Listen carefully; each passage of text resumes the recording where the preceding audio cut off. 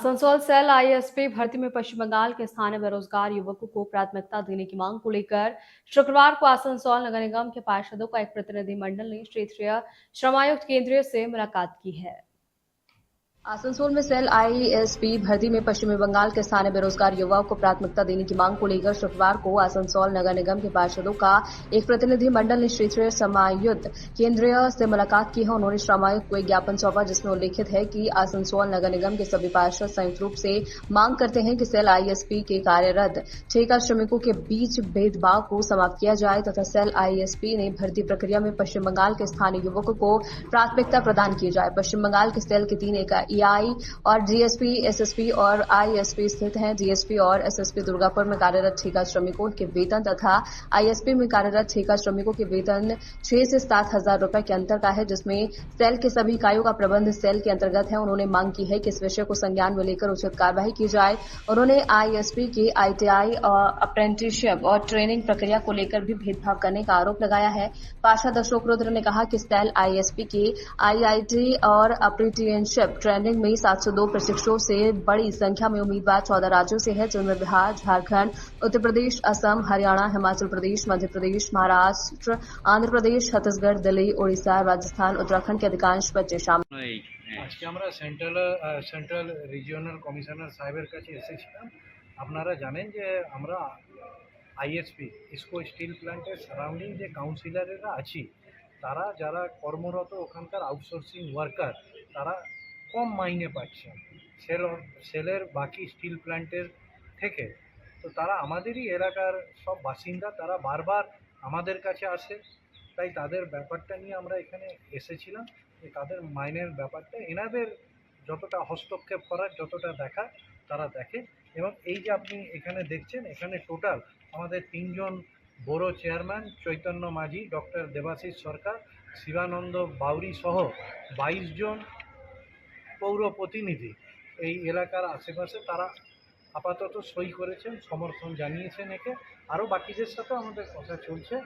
আমরা এই মানুষগুলোর পাশে আছি এবং বারবার আমরা যেটা বলছি, ইসকোয় কর্মরত আউটসোর্সিং ওয়ার্কারদের পাশে আমরা আছি এবং পরবর্তীকালে ইসকোর যে আধুনিকীকরণ এবং সম্প্রসারণ হচ্ছে, সেখানে সেল অথরিটির কাছে আমাদের বরাবর একটাই দাবি হচ্ছে যে যেখানে এখান থেকে নেওয়ার, সেখানে কিন্তু এই এলাকার এই কারখানা গড়ে উঠেছে যে এলাকা নিয়ে, স্থানীয়দের চাকরির আমরা দাবি জানিয়ে আসছি এবং যতদিন না এটা পূরণ হয় আমরা সবাই একত্রিত আছি।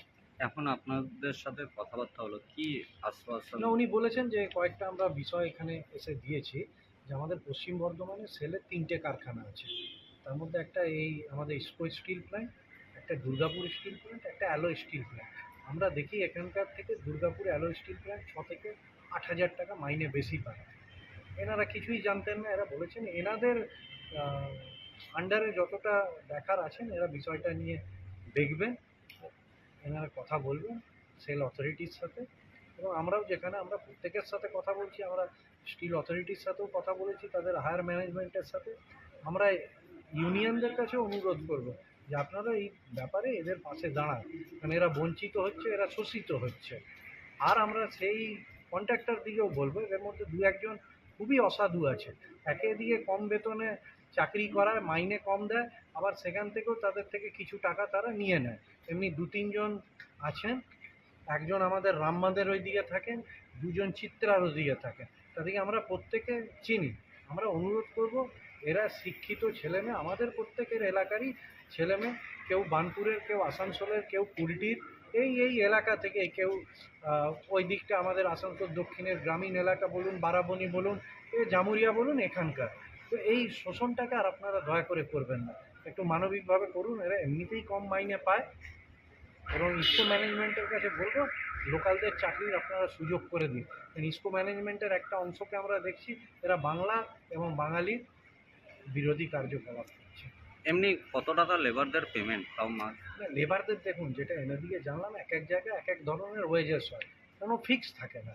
কিন্তু এই 40 কিলোমিটারের মধ্যে বার্নপুর আর দুর্গাপুরের মধ্যে এতটা 6-7 হাজার টাকার কেন ডিফারেন্স থাকবে?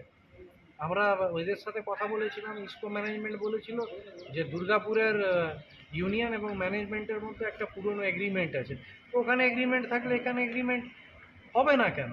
পঁচিশ তো নতুন করে শুরু করাই যেতে পারে। আমরা পাশে আছি, যেখানে যেখানে যাওয়ার আমরা এই আমাদের ভাই বোনদের জন্য যারা কর্মরত এবং যারা বেকার যুবক, যারা ইস্কোর কারখানার ধোঁয়া দেখে বড় হয়েছে, তাদের পাশে আমরা আছি এবং আমরা শেষ পর্যন্ত তাদের সাথে লড়াই করে যাব। শুধু আমরা নই, আমাদের স্থানীয় মেয়র থেকে মন্ত্রী থেকে শুরু করে আরও যারা বিধায়ক আছেন তারাও এনাদের সাথে আছে।